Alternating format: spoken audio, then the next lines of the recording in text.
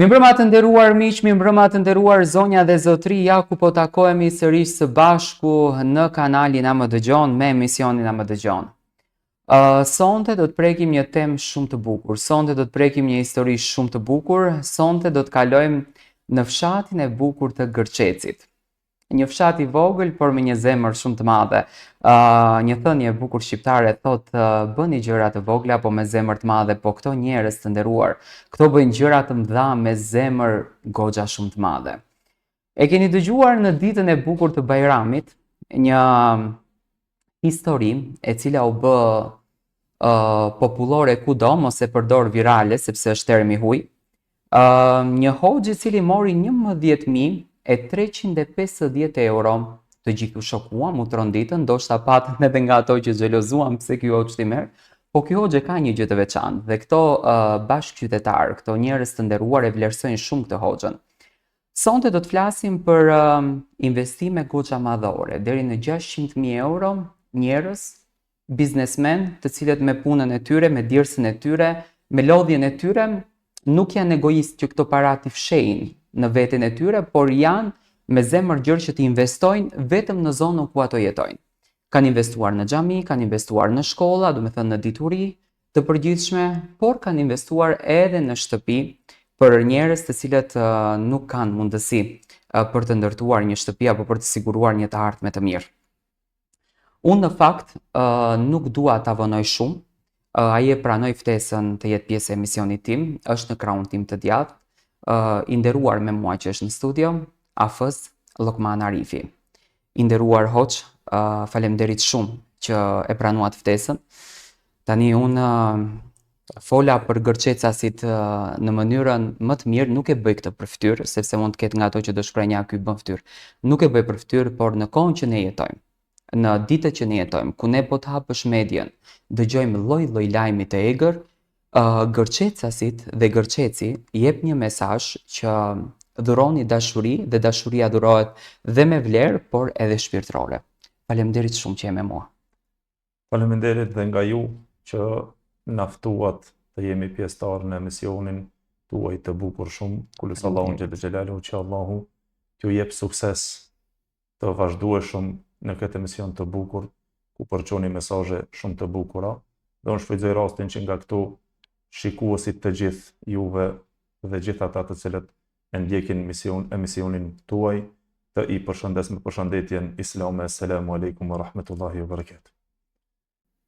Pra, jam shumë mirënjohës që na e dha mundësinë të jemi pjesëtar pra në këtë emision, me të vërtetë ndihemi privilegjuar. Të lutem hoxh, faleminderit shumë. Unë e kam nderin që je me mua. Ju bët shumë i njohur në media, u komentuat, lajme, tituj në për portale, o zoti madh, çfarë po ndodhte? Por ne do ta prekim këtë çështje avash avash. Kjo nuk ka ardhur nga hiçi. Nuk është se kanë bërë kot këto qytetarë këtë gjën, por këtu ka një histori që pason. Por fillimisht do të flasim pak për Gërçecin. Ju konkretisht jeni hoxh në xhamin e re. Po. Aty ligjeroni. Po.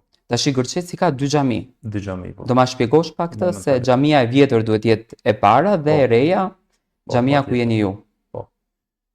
Fshati Gërçec gjithherë alhamdulillah kanë qenë domethënë që kanë dashur fenë e Allahut dhe janë munduar ato gjithherë të praktikojnë ritualet të cilat Allahu i ka obliguar për muslimanët dhe padyshim se ajo e cila i tubon të gjithë ato ka qenë xhamia dhe shtëpia e Allahut. Ka funksionuar xhamia e fshatit që ka qenë fshati me një xhami, ka funksionuar shumë bukur dhe mirë deri në një moment që me të vërtet është ndje nevoja për dhe një xhami tjetër, por ajo si befasi që pa të ndodhur dhe të gjithë fshatarët, dhe unë zbashku me të se dhe unë jam bashkëfshatari i tyre, dhe me thonë jam fshatar dhe banori fshatit e Gërçecit, lindë rrit në atë vend. Qëllimi është që me shprejhat befasin me të cilën na e ndjem në start që ndoshta ke si stimuluesi për të qenë kjo xhami me të cilën funksionon gati një vit e ca që është në shërbim të bashkëfshatarëve tonë dhe të komunitetit musliman të gjithë kush i cili ka dëshiruar, ka ardhe, ka vizituar dhe ka prezentuar në mesin e kësaj xhamie. Një haxhi i cili ka qenë shkak që nga zemërgjerësia e tij dhe besimi i thellë i tij në Allahun, ka qenë se e ka dhuruar një tokë të tij që të shërben për ndërtimin e xhamisë.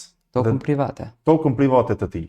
Sa bukur. Dhe se kjo është mirësia, ose me thonë befasia me madhe për ne, që të marrësh mësim nga një haxhi i cili te na është ende gjallë, Haxhi Ramizi, pa ceku dhe emrin e tij duke e lutur Allahun që të jep shëndet të plot dhe t'ja zgjat jetën e tij, se me të vërtet ka qenë një ndër shkaqet kryesore që i pari nxiti që lëshon tokën e tij për hir të Allahut xhela xhelalu edhe në to të ndërtohet xhami. Por befasia dhe më e madhe dhe më e thellë të themi dhe më e mahnitur ka qenë në fshat që Allahu xhela xhelalu e dërgon dhe një investitor të vetëm të fshatit, të Gërçecit. Tash normal se është bërë pak çështja virale e sumës e diçka, por në krahasim me një vepër të madhe të këtij burri që e ka vepruar, dhe kjo ka qenë iniciativa e tij që ai të dhuron një shumë të madhe parash të personale të tij, domethënë që ai ka investuar në ndërtim të xhamisë dhe ai ndoshta shpjegon më mirë çështjen e mbrëmësisë së tij se çka e ka stimuluar për të ndërtuar xhamin, po ai nga momenti që kupton se është lëshuar një tokë për xhami, ai e merr iniciativën dhe e jep lajmin dhe thot se unë do ta ndërtoj xhamin komplet. Dhe e merr përsipër ndërtimin e xhamisë ai komplet vet. Dhe është i njohur, emri i tij Enver me firmën e njohur të tij, është hoxha i njohur me ndërtimtari, por ja Allahu e bën shkak dhe sebeb që ta merr përsipër komplet ndërtimin e një xhamie. Me të vërtetë është shumë e vështirë dhe Allahu ja mundësoi që ta realizon, normal me bashkëndihmuesit të cilët i ka pas të tij, por një shumë e madhe që të arrin parash gati, nëse nuk gaboj, 500.000-600.000 euro arritja e sumës së ndërtimit të një xhamie nga një person. Vetëm nga veri. Po vetëm nga ky person. Edhe kjo e arritur nga kush? Nga një bashkëshatar, i cili është fshatari i Gërçesit. E mrekullueshme. Edhe me të vërtetë se kjo ishte ajo mirësia e cila na befasoi, edhe nga ty hapet xhamia, por befasi dhe më e madhe se subhanallahu kjo xhami me të vërtetë e mbushur me befasia. Dhe me të vërtetë gjithherë na ka habitur me çështjet e rrethanës së saj, gjithherë çdo ndodhi vetëm se ka qenë dhe si befasi.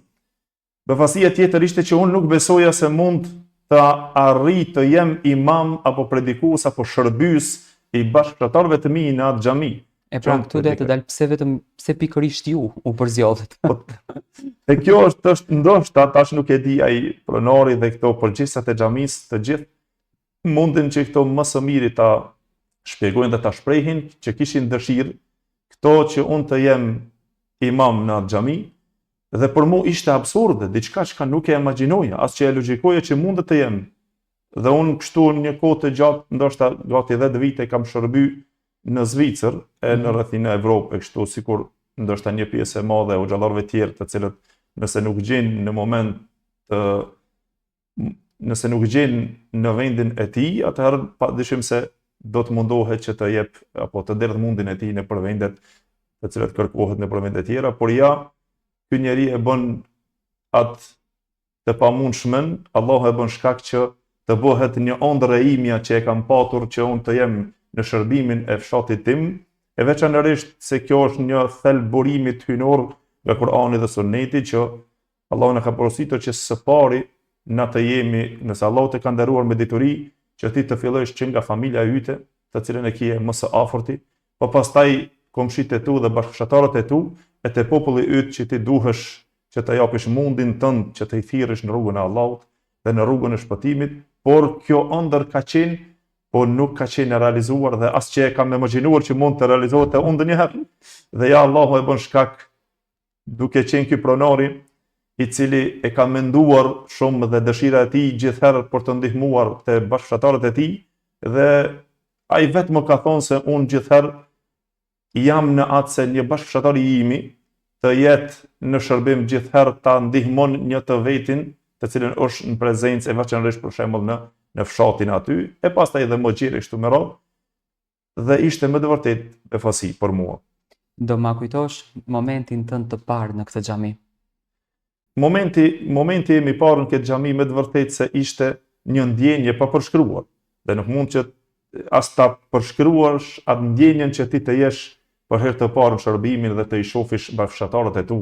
E prezenca e xhamisë së re dhe fytyrat të cilat ndoshta i isha i përmalluar që të i shoh bashkëtarët e mi së bashku aty dhe unë të jem prezencën e tyre e të predikoj ndoshta atë rolin e hoxhës apo ligjëruesit apo dhe imamit udhëheqësit në namazet e kështu me radhë. Me të vërtetë se ishte një ndjenjë shumë e thellë, por ajo që unë edhe nuk e besoja më herët, ka qenë një mesazh nga një grua e Shqipërisë, plus Allahun xhelexhau që ta ruan dhe ta nderon, që ajo vazhdimisht një herët për një pyetje ka pyetur diçka dhe vazhdimisht dërgonte disa lutje, por nga lutjet të cilët mi dërgonte ishte se thonte Allahu ta mundësoft që ti të jesh imam në fshatin tënd dhe të shërbesh si hoxh në fshatin tënd, e të ndëgjojnë Kur'anin tënd të gjithë fshati e kështu me radhë. Dhe unë amin, por në atë rezervën brenda që e pabesueshme. E pabesueshme që nuk realizohet. Por ja Allahu kur dëshiron që një çështje dhe me të vërtetë se Allahu këto e ka potencuar në librin e tij të famshëm që ka thonë se kur ai dëshiron që ta realizon një çështje ai vetëm i thot bëhu dhe bëhet. Dhe se kjo ishte me të vërtetë diçka shumë e madhe për mua që të realizohet e unë të jem pastaj imam edhe hoxhës e një udhëheqës i thjesht përgjegjës në atë xhami, me të vërtetë ishte një ndjenjë shumë e thellë dhe shumë e madhe.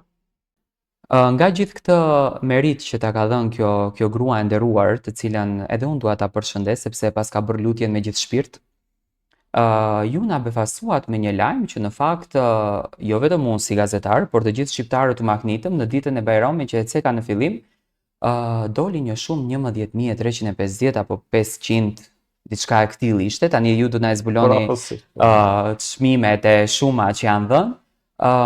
Çfarë është kjo shumë? Nga ku buron kjo shumë? Për çfarë vjen kjo shumë?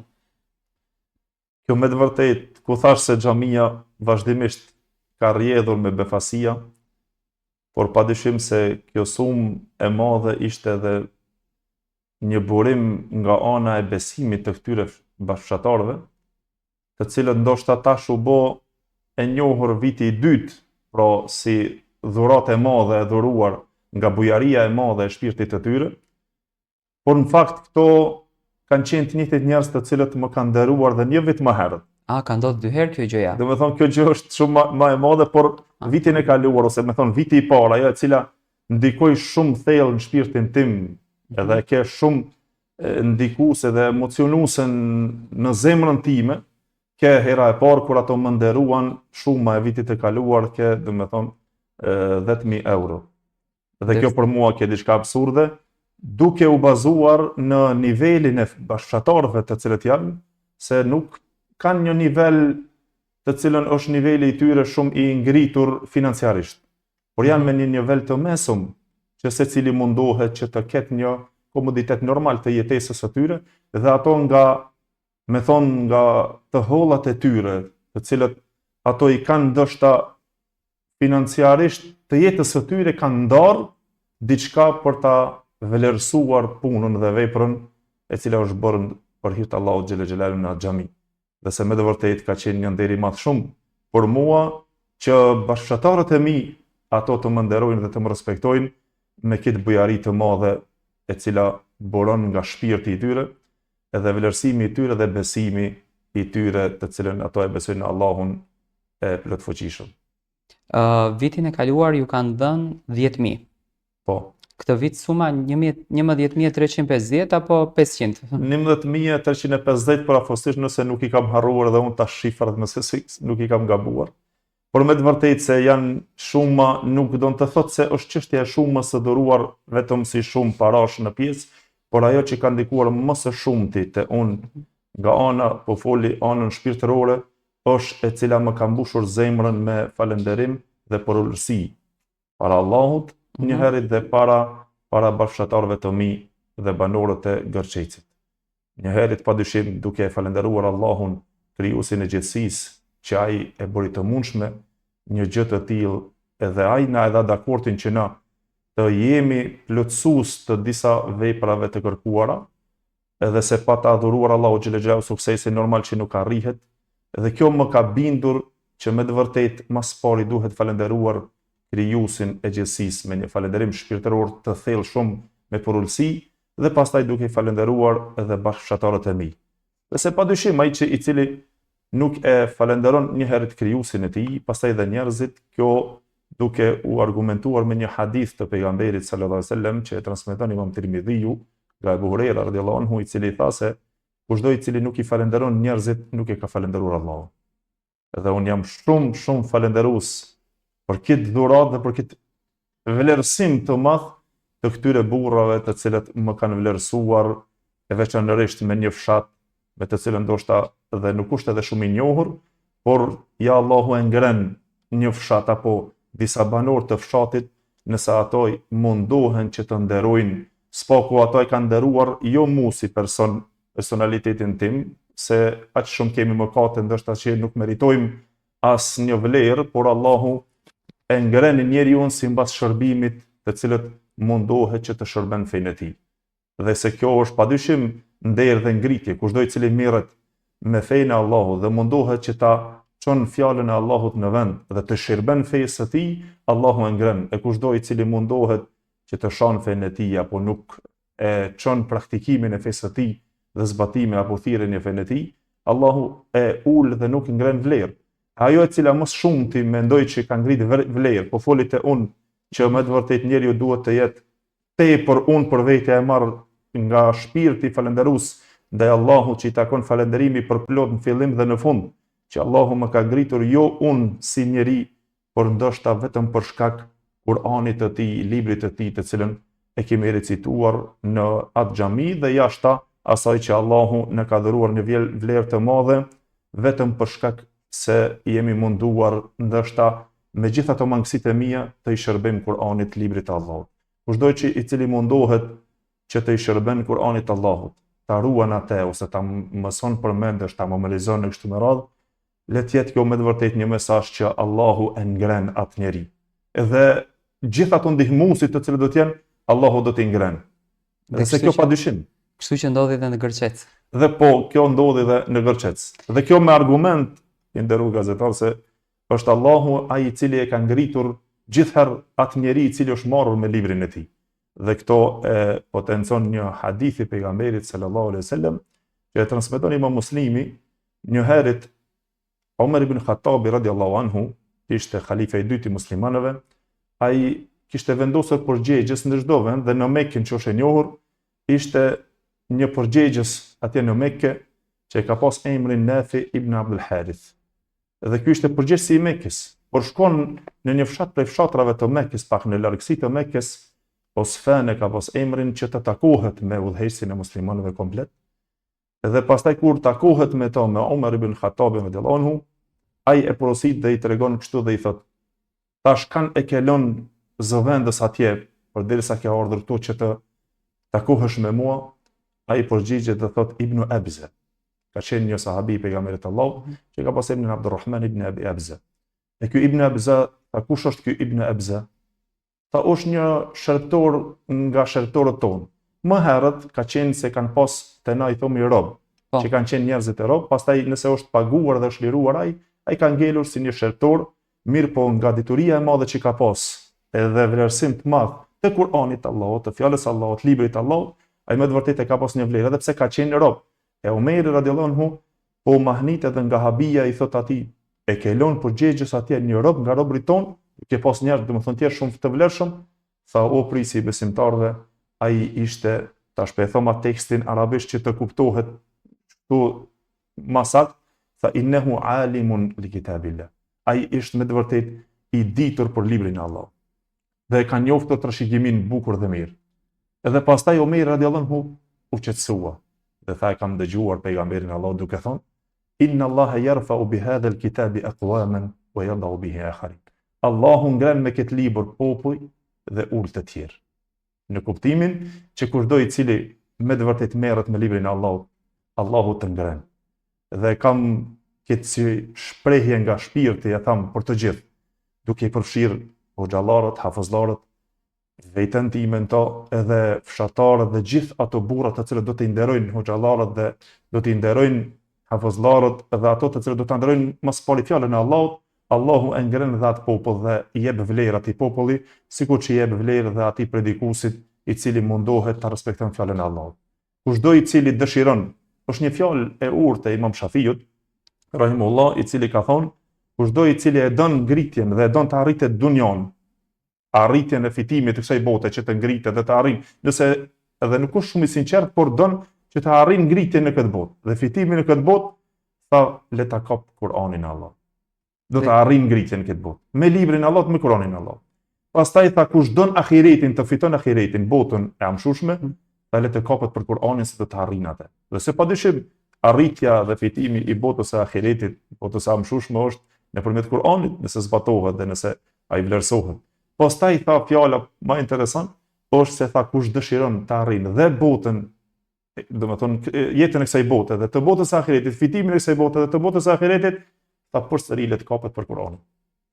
Dhe se është një njeri, nëse nuk e zgjash më shumë, që Allahu e ka nderuar, ka qenë një njeri i cili me të vërtetë është nga tabiinët, do shoqëruesit e sahabeve të pejgamberit Allahut, thuhet se e ka shoqëruar Enes ibn Malik, e ka pas emrin Amash.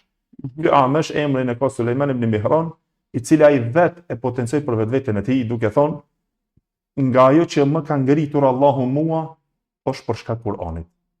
Kur'ani i Allahut ka qenë me të vërtetë një hafiz shumë i fortë, në atë kohë që aq shumë e ka memorizuar bukur dhe mirë Kur'anin e Allahut dhe ka shërbyer Kur'anit e Allahut dhe ka ngrit Allahu derisa ai vet për vetveten tha, ajo që më ka ngritur mua në këtë nivel është Kur'ani i Allahut. Mos kishte qenë shërbimi ndoshta i Kur'anit të Allahut, nuk do të kisha vlerë as unë as ai tjetri as ai tjetri. Po këtë vlerë me thonë dhe këtë bujari të madhe që ka buruar tash nga fshati im, me të vërtetë se Allahu e ka dhëruar çështja e vlerësimit të Kur'anit të Allahut. I nderuar Hoxh, në fakt unë do dua që të marrim të gjithë minutazhin e mundshëm televiziv për të ligjëruar aq bukur, sepse ato fjalët që ju i thonit unë i marr ligjërat për veten time, nga që mësoj prej asaj që ju thonit, por doja të di, çfarë keni ju diçka të veçantë në këtë karrierën tuaj? Çfarë keni ndonjë arritje, ndonjë moment të suksesshëm të jetës tuaj, sepse unë kam dëgjuar një diçka në Egjipt, keni qenë i ftuar edhe në një media në Egjipt, por ju dua të ma zbuloni vetë këtë pjesë. Po, është e vërtetë. Faleminderit shumë, edhe pse arritjet patjetër se janë sukses nga ana e Allahut. Nuk mendoj diçka të madhe që është arritje për mua, më shumë ku cekëm dhe çështjen e Kur'anit të Allahut. Gëzimi më i madh në jetë për mua ka qenë memorizimi i Kur'anit, po mendesh. Dhe se kjo me të vërtetë është një gëzim që ndoshta kam pas gëzime tjera gjatë jetës, nuk jam gëzuar as në martese, as në shumë të tjera, sikur që jam gëzuar momentin kur e kam memorizuar dhe përfunduar memorizimin e Kur'anit të tërin, dhe një ashtu ka qenë një gëzim me të vërtetë shumë i madh në Egjipt kur i kam përfunduar mësimin e 10 kirajeteve dhe të formave të leximit të Kur'anit, që ndoshta është pak ndoshta më e dalluar. Allahu e din më së miri, po ndoshta është diçka një arritje pak më e vlerësuar për në atë kohë në vitin 2008, ku dhe kam qenë i ftuar për herë të parë për veten time, ka qenë pjesëmarrja ime të një kanal i njohur i televiziv në atë kohë në Egjipt, kanali Rahme, dhe kam pas marrë pjesë në atë kanal, ka qenë si nderi madh shumë për mua, por gëzimi para saj ishte arritja e 10 kirajeteve apo mësimi i 10 kirajeteve, diçka i jo e imagjinuar, se dhimbja për të arritur ishte shumë e madhe, për të mësuar se ishin shumë të vështira. Po kur don Allahu me të nderuar, në fund me të vërtetë ishte një gëzim shumë i madh. Dhe kjo arritje ndoshta dhe është dhe si shkak i vlerësimit të bashkëshortarëve të mi, të cilët më kanë vlerësuar, ndoshta kjo pjesë e Kur'anit është ndoshta dhe më e suksesshmja që ka prekur ndoshta në shpirtat e bashkëshortarëve, po të themi edhe gjithë shoqërisë. E lutim Allahun që Allahu të na bën të sinqert mas pari dhe të na dhuron sinqeritetin në fjalën e vepër, e Allahu të na ruan hifzin dhe mos të vdesim dhe të dalim nga kjo botë vetëm se si hafizat e Kur'anit. Prandaj dhe je i përzgjedhur, sepse ti ke bërë krenar bashkë qytetarët e tu, dhe këtë krenarin me patjetër që duhesh të t'i japi një kuror, dhe këtë ke marrë kurorën. Ëndrrën tënde e ke realizuar, i nderuar Hoxh. Nëpër komente lexoja ca lajme, ca komente në fakt që pse nuk investoni në shkolla, pse nuk investoni në dituri, duke mos e ditur që kjo është dituria më kryesore, sepse Zoti i Madhëruar në Kur'an e thot lexo dhe mëso. Kjo është dituria më e bukur. Dhe bashkëqytetarët e kanë bërë këtë vepër, por ju jeni disa njerëz që punët e juaja i bëni për ju dhe jo për t'i tregu. Unë e di që ju nuk doni t'i flisni këto, po për nder të shikuesve ti do më flasësh pak edhe për investimet në shkolla që kanë bërë këto njerëz të nderuar, edhe për investimet në shtëpia që të gjithë qytetarët e Gërçesit të kenë një akomoditet të mirë. Askush mos vuan, por të gjithë të jeni deri diku le të themi të barabartë. Po me të vërtetë është e vërtetë se çështja ndoshta për shkak përhapjes së lajmit se dikush mendon ndoshta se këto janë të fokusuar vetëm te respekti i xhamisë ose respekti i hoxhës dhe dhurata e madhe e cila ka arritur, por të njëjtit njerëz me këtë bujari të thellë janë edhe të njëjtit të cilët kanë investuar dhe të njerëzit e varfër, të folmi në anën të cilët kanë të bëjnë me pjesën e bafshatarëve të mi, të cilët janë të fshatit e Gërçesit, po dhe më gjerë, duke e cekur dhe ndoshta vetë personi pronari i xhamisë ka marrë pjesë dhe në Kosovë që ai ka investuar gjithherë ka marrë pjesë te kjo shoqata e bamirësisë që është me to për të varfërit e kështu me radhë, me vite që nuk e ka ditë askush që ai ka marrë pjesë. Zotëria Enveri. Po, ka marrë pjesë, domethënë në shumë iniciativa të tilla të cilat as na nuk i kemi ditë që kanë marrë pjesë. Tash e ceki këto si rast konkret, po dhe të tjerët të cilët janë këto të cilët duruan shumën e vlerësimit të cilën kjo me të vërtetë bën nga besimi mas pari, edhe ndershmëria e tyre dhe solidariteti i tyre të cilët dëshirojnë që ta ngrinë nivelin e bashkëtarëve të tyre. Kjo është një vlerësim i madh që ato dhe ngritën dhe nivelet e njerëzve të varfër të fshatit ton, ku ja vetëm në këtë vit janë gati 3 shtëpia duke ndërtuar në shërbim të varfërve. Dhe të njëjtit njerëz janë të cilët i shërbyen edhe shkollës, ku ato çdo sen çka ka pas nevojë, si riparimi i shkollës e kështu me radhë, po edhe nëse është lyp nevoja e ndihmesës dhe të mësuesit, këto janë të parët të cilët i kanë dhëruar vlerë të mësuesit.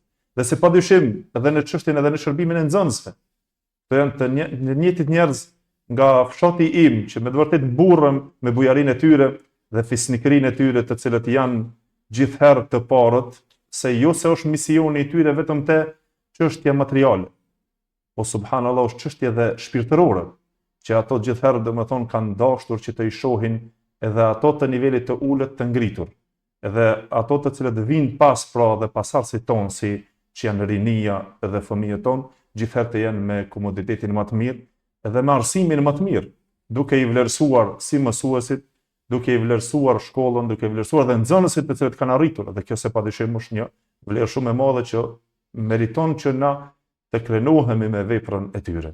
Domethënë jo vetëm si vlerësimi im si hoxh ose si shërbys në atë xhami, po shërbimi i tyre gjithkund ka qenë pra dhe në këto shtresa të mëdha. E mrekullueshme, sinqerisht e mrekullueshme është kjo. Tani unë do të bëj një pyetje që në fakt është pyetja që sot ka humbur më krejtësisht. Sot hoxhi i nderuar nuk flet vllau me vllan dhe në mes ka hyrë pasuria. Kemi raste të shumta. Sot nuk ka më shoqëri, nuk respektohen me njëri tjetrin sepse është leku në mes. Dhe Gërçeci është një shembull se si duhet të jetojmë të lumtur, si duhet të jetojmë të gëzuar dhe si duhet të jetojmë në paqe me njëri tjetrin. Çfarë vlerë ka të qenurit të jetojmë në një rreth shoqëror të bekuar siç jeni ju dhe çfarë vlerë ka familja? Me të vërtetë se ka një vlerë shumë të rëndësishme, domethënë duke startuar që nga familja, edhe një ashtu dhe rrethi, shoqëria. Familja është kryesorja e cila të stimulon dhe të jep përkrahjen për të vazhduar në këto vepra të mëdha. Siç ja vlen të ceku për shembull për vetveten time, ajo e cila ndoshta e meriton gjithë vlerën e asaj për të qëndruar unë, ndoshta si imam apo si hoxh apo si predikues, se jashtë të njerëzit shihet ndryshe. Mirë po dikush vuan për të mbajtur në atë nivel. Edhe gjithë kjo padyshim se i takon një herë bashkëshortes time, e cila ajo mundohet vazhdimisht që unë të jem në këtë nivelin i dukur, i pegllatur, gjitha ato, vazhdimisht ato e kanë atë përgjegjësinë, po duke u kthyer dhe më thellë është nga prindërit, të cilët ato me të vërtetë me dëshirën e madhe dhe janë munduar me na edukuar, po kjo është dhe në fshatin tonë në përgjithësi, që luan një rol shumë të madh familja në edukimin e të rinjëve, edhe i gjithë ky rezultat ka buruar nga edukimi i tyre, i besimit në Allahun që e kanë patur, duke edukuar dhe fëmijët e tyre, dhe ja na sot i gëzojmë këto mirësi, edhe fshati jonë i gëzon këtë mirësi, për arsye se edukimin e kanë dhuruar ashtu në bazë të Kur'anit dhe të Sunetit të Muhamedit. Po mirë, kjo ora $5.000. Se tani shumë dhurata dalin në hoxh dhe këto po i lënë mendja, thotë çka kanë bë. Kjo ora $5.000, çfarë është kjo ora? Është kjo ora që e ke në dorë? Jo. Jo, Okej. jo, nuk është. Nuk është ora, po elhamdulillah tash secili e shpreh atë mirënjohjen dhe vlerësimin e tij, dhe se padyshim kjo nuk do të thotë se tash secili mund të dhuron ndoshta një sumë ose një vlerë të madhe shumë, dhe na si musliman padyshim se e pranojmë dhuratën nga çdo kush. Me Dhe patjetër. kjo është edhe sunneti Muhamedit sallallahu alaihi wasallam, ai ka pranuar dhuratat, por nuk i ka pranuar sadakat, lëmoshat e dhuruara, por nëse i ka dhuruar dhuratë të mëdha, diçka, sado që ka qenë suma e ka pranuar. Dhe na në këtë pikë e pranojmë, e pastaj se si veprojmë me dhuratën e dhuruar, ajo është mbrëmësia e çdo hoxhe, ose nuk jam unë i vetmi, ndoshta që më është dhuruar për shembull një orë, po edhe ka pas dhe më herët ku kam shërbyer te shumë vëllezër në Evropë, si në Zvicër, veçanërisht në Zvicër, vëllezër të cilët më kanë nderuar dhe me shumë dhurata, më shumë më të çmuara se sa ora. Tani ora erdhi nga ky grupacioni i përbashkët apo ishte nga një individ? Jo, ishte individ. Individ. Po individ, i cili nuk përmendet emri padyshim, Me patjetër do por ruajmë. dhe duke cekur dhe vlerësimin e vëllezërve të cilët ka patur dhe në Zvicër, njerëz të cilët me të vërtetë më kanë vlerësuar shumë. Por atë vlerësimi i çdo vllaut musliman është që ai e nderon një herë Islamin, të nderon veprën të cilën e bën, e kjo është një vlerësim i madh shumë, që mendoj që duhet nxitur te të gjithë njerëzit, përderisa ka një vlerësim, Allahu ta shton dhe pastaj dhe pasurinë të cilën ti ja jep, nëse jep diçka për hir të Allahut, ke ajo në xhami, ke ajo në vlerësim të një hoxhës, të një imamit apo të një predikuesit, edhe nëse është edhe të një mësuesit i cili i mëson fëmijët tonë, për shembull, dhe është në shërbimin e fëmijëve tonë, ke ai profesori, ke dikush i cili me të vërtet ka vlerë, po foli në shtresën e dijes, Allahu i ka ngritur njerëzit e dijes. Dhe ti ngritesh me njerëzit e dijes. Po i nderove, po i respektove, Allahu të ngrit dhe ty. Po nuk i respektove, ti e i humburi dhe nuk të njeh askush. Allahu në Kur'an e ka pontecuar dhe ka thonë, Allahu i ngren ata të cilët kanë besu mas pari një shkallë më lartë, por ata të cilët kanë dije, Allahu i ngren shkallë shumë të larta. E tash kushdo i cili afrohet me to, Allahu ngren vlerën dhe ata atyre. Utse kom sikur të fshati im, ato të cilët janë munduar, Allahu i ka ngritur simbas vlerës të cilët ato e kanë dhuruar nga bujaria dhe fisnikëria atyre, dhe çdo kush i cili është munduar sa më shumë që ka dhuruar vlerë dhe e ka arritur dhe shpërblimin te Allahu, dhe Allahu e ka ngritur. Se kjo padyshim. Tani nga kjo që po shoh unë, egoizmi dhe koklarësia nuk ekziston në këtë fshat.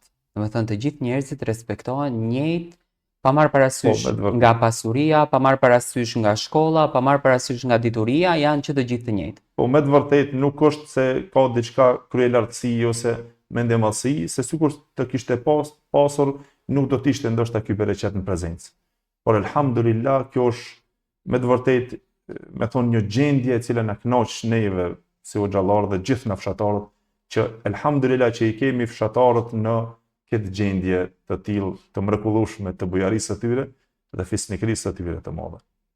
I nderuar hoç, çfarë duhet të marrin nga ju këto të tjerët, të cilët çdo ditë luftojnë duke fshehur pasurinë e tyre, çdo ditë luftojnë duke mos e vlerësuar hoxhën, duke mos e vlerësuar një mësuesin, duke mos e vlerësuar një mjekun të suksesshëm. Çfarë duhet të marrin nga Gërçeci, sepse Gërçeci po jep mesazhe shumë të fuqishme, ëh? Në këtë kohë kur më duhet ta them edhe një herë, kur ne luftojmë çdo ditë kush të pasurohet më shumë. Po me të vërtetë se vetëm rasti apo ndodhia është në vete nxitje dhe stimulim. Edhe mësim që Allahu një ashtu e ka siguruar në Kur'an ato të cilat i japin për hir të Allahut, dhe kjo ndihmes padyshim se buron nga besimi i gjithë atyre fshatarëve apo të gjitha ato mëgjerë të cilët mundohen që ta ndihmojnë fenë e Allahut, se në fakti e ke ndihmuar një dituri, e ke ndihmuar një vepër e cila kryhet në shenjë respekti, pra si ke nga mësuesi, si ke nga doktori, si ke nga i tjetri, e ke respektuar diturinë dhe kjo rrjedh, padyshim se rrjedh pra nga ajo e cila është respekti i madh që Allahu ta dhuron, dhe Allahu e ka siguruar që nëse ti jep diçka për hir të Allahut, Allahu ta shumë fishon ato. Kjo është një shembull në veti dhe një vlerë e madhe që kush dëshiron që ta siguron pasurinë e tij, le të mundohet që të jep diçka për Allahun, se Allahu të jep shumë. Dhe Allahu ja ushton pasurinë. A mendon që do të jeni frymëzim për rrethinën më gjerë? Tash nuk e di në këtë pikë, po presojmë që të jetë frymëzim një herë më së nga unë për mua, për arsye se ky gjest është frymëzim i imi, jo në aspektin financiar që ta shoh domethënë vetëm anën e materializmit, por ajo që më ka shti mua emocionalisht që unë të jem më shumë të shtoj përpjekje dhe më shumë bindje dhe më shumë lodhje që të lodhem domethënë në kryerjen e obligimeve, se padyshim se nëse në një vend të vlerësojnë, ti dhe më shumë stimulohesh për të u munduar të japish domethënë përpjekjen që të i përmbushish detyrat dhe më shumë, ose të jem në shërbimin e këtij fshati dhe më shumë. Unë në fakt, kur e kam përmendur këtë çmimin, bashkëqytetarët të tu më thanë që është i vogël, Otiron është i vogël ky çmim për gjithë këtë vepër të madhe që Hoxha bën me ne, me fëmijët tanë, domethënë është i preokupuar, le të themi, gjatë gjithë ditës, gjatë gjithë darkës, vetëm në xhami dhe duhet të jetë me patjetër aty dhe asnjëherë nuk mungon. Dhe unë tani po e kuptoj që kjo gjëja është burimore shpirtërisht e jotja, dhe më pas janë këto gjërat e tjera që sonte e kuptova që nuk pas kanë fare rëndësi, por thjesht dashuria dhe stabiliteti njerëzor që ju po tregoni. I nderuar Hoxh, kur fëmijët e ditës së sotme po rinë tërë ditën në rrjetet sociale si jemi drejt fundit më, sa ndikon mësimi në për ligjëratat fetare që ato t'i mbajmë sa më larg këtyre shejtanëve që na kanë hyrë në shtëpi, unë shejtan do t'i quaj këto. Po, me të vërtetë që ka ndikim të madh shumë, ose të them është më së nevojshme ligjëratat me udhëruar apo mësimet nga hoxhallarët, të them kështu pikërisht, për arsye se në këtë kohë shoqëria jonë dhe rinia jonë janë më së të nevojshëm në këtë epokë ta cekmi që është shumë e vështirë edhe është shumë afër devijimit. Janë shumë të nevojshëm për këshillat e hoxhallarëve, ose të them janë shumë të nevojshëm për hoxhallar edhe për ligjëratat e fuqishme të tyre. Duke cekur padyshim se edhe sinqeriteti i dhuruar nga hoxhallarët që të mundohen që me përpjekjet e tyre vazhdimisht që të japin ligjëratat e mëdha për për tërheqjen e të rinjëve, që të i stimulojnë edhe të i edukojnë, padyshim se ligjëratat janë edukuese shumë. Dhe unë vetë në xhami ndoshta pak njësë ligjëratash kam mbajtur nga hutbet rëndësia e të rriturit në adhurim të Allahut. Për arsye se ndoshta ndonjëherë dhe i kam bezdisur, por e shoh se është nevoja shumë e madhe duke shkuar që nga fëmijët e mi dhe të gjithë rinia me të cilën ato presin nga dikush të i stimulon, edhe t'ju dhuron dituri, se njeriu po nuk diti, s'din edhe çka vepron. Po kur din, me të vërtetë se aq më shumë që din dhe pastaj ndonjëherë ndoshta i futet në mendje dhe ai kthehet rrugës së Allahut. Por unë mendoj se mas së shumti ka nevojë rinia jonë për ligjërata të cilët janë edukative, ligjërata stimuluese në rritjen e besimit, përmirësimin e besimit, mungesa e besimit në Allahun, rrugja e fesë, ajo e cila është që nëse na mungon si unë, ti edhe ai tjetri dhe gjithë ato të rinj, nëse mungon friga e Allahut në zemër, atëherë padyshim se njeriu shumë lehtë është të shfrenohet dhe nuk ka kufi pastaj. Po e diti hakun e krijuesit të tij, atëherë friga e krijuesit të tij dhe e din se një ditë do të vdes dhe do të ringjallet dhe do të del para Allahut dhe do të jep llogari për çdo vepër të tij, atëherë secili njeri ndalet dhe mendon në vete se si do të jetë gjendja e tij një ditë kur do shkon te Allahu te krijuesi i tij. A thua me veprat e tij ka fituar xhenetin, parajsin, që do të jetë përgjithmonë në to i lumtur dhe do të lumturohet, apo mos vallë të shkon në ferr, në xhehenem, runa Zot, Allahu të na shpëton të gjithëve. Mendoj se është shumë e nevojshme me të vërtetë dhe nuk duhet ndalur na duke e marrur pra pjesën si hoxhallar dhe të gjithë të cilët janë si predikues dhe këshillues, duke i këshilluar të rritet tonë, se me të vërtetë në këtë kohë ku e cek edhe vet interneti edhe gjithë ajo, me thonë lojnat, edhe ato të cilët janë në devijimin dhe humbjen e rinisë tonë, me të vërtetë se është shumë rrezik i madh tash dhe të humbet dhe dituria e tyre. Por mendoj se është shumë e nevojshme që si nga hoxhallarët, po dhe nga mësuesit, një gjë e tillë, dhe nga profesorët, një gjë e tillë. Mësoja fëmijës frikën e krijuesit dhe mendoj se ai pastaj do t'jap hakun dhe në mësim, do t'jap hakun dhe në adhurim, do t'jap hakun dhe pastaj edhe në sukseset të cilët ai i synon gjatë jetës së tij dhe do të ruan vetveten e tij dhe mendoj që do të na sjell pastaj një rini e cila do të na lumturon sytë tonë. Tani Gërçecasit dhe të gjithë shqiptarët që të dëgjojnë më besoj që ndjen krenar. Unë jam shumë i lumtur që ju ndatë copëzat jetës dhe copëzat momenteve të bukura, edhe pse këto copëza duhet ishin edhe më të gjata, por ne kemi një minutazh të caktuar sa mund të flasim. Faleminderit shumë që erdhët në studion tim dhe i besuat emisionit tim. Dua të falenderoj të gjithë qytetarët e Gërçecit për këto vepra të bukura dhe faleminderit që po na falni mesazhe kaq fantastike. Një mesazh jot për këtë moment kaq të bukur. Mesazhi im do të ishte që të gjithë duke u fokusuar te fshatarët e mi njëherë, kam dëshirë që të gjithë fshatarët e mi ta falin namazin. Kjo është dëshira ime që t'i shoh fshatarët e mi dhe bashkëfshatarët e mi që ato të jenë nga falësit e namazit për arsye se me të vërtetë është një adhurim i vetmi adhurim që është shpëtues, që na shpresojmë që me atë adhurim të shpëtojmë te Allahu xhela xhelalu. Edhe këtë mesazh një ashtu e përcjell edhe të gjithë dashamirët dhe të rinia jonë, e veçanërisht te popullata jonë shqiptare të cilat jemi, që me të vërtetë nga shpirti i dua të gjithë dhe kam dëshirë të gjithë të jenë nga ato adhuruesit e Allahut, e veçanërisht që e plotësojnë adhurimin e peskove të namazit. Dhe një ashtu këtë dëshirë kam te fshati im që të i shoh të gjithë të tillë.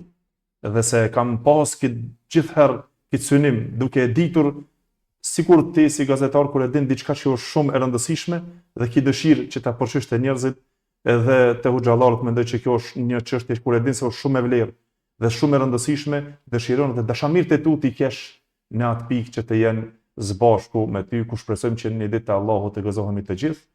Dhe përderisa i posedojnë këto dy cilësitë të mëdhaja të fshatit tim, për arsye se tash jemi në atë temën se bamirësia tyre dhe bujaria e tyre, dhe elhamdulillah që e posedojnë një cilësi, me thonë, karakter që i karakterizon këto burra dhe këto banor është bujaria e tyre dhe fisnikëria e tyre. Ashtu sikur ndoshta nuk të marr minutazh që një hadith të pejgamberit Allahut ta cekë një rast që e ka livdruar një njeri pejgamberi Allahut me një dy cilësi të cilat ai ka poseduar. E transmeton Imam Muslimi nga Ibn Abbas radhiyallahu anhu, i cili tha se një herë kur kanë ardhur disa delegacione te pejgamberi Allahut, i kanë thonë Wafd ibn Abdul Qais. Dhe ka qenë një Eshaj ibn Abdul Qais. Ky njeri kur ka ardhur me delegacionin e tij, të gjithë njerëzit kur kanë ardhur ta takojnë pejgamberin, të dërguarin e Allahut, mezi ka pritur që ta takojnë. Edhe kur janë afruar te xhamia, direkt janë lëshuar kush t'ia pudh dorën dhe komo se kanë pa pejgamberin e Allahut. Me thonë të dërguarin e Allahut, profeti i Allahut. Allahu na mësof që na ta shohmi në ditën e gjykimit, edhe pse tash nuk e shohmi dhe e besojmë, lutim Allahun që mos na ndan ditën kur do të takohemi në ditën e gjykimit nga ai. Pra kam qëllimin se kur i vetmi njeri që ky Eshaj ibn Abdul Qais ishte i cili u ndal. I ndroi rrobat e tij, u parfumos, u pastrua mirë dhe pastaj u drejtua që të shkon ta takon profetin. E kur shkoi ta takoj profetin Muhammed sallallahu alaihi wasallam, ju drejtua atij dhe i tha: ti me të vërtetë je një njeri i cili posedon dy cilësi që i don Allahu. Cilat janë i dërguar i Allahut? Tha el hilmu wal ana.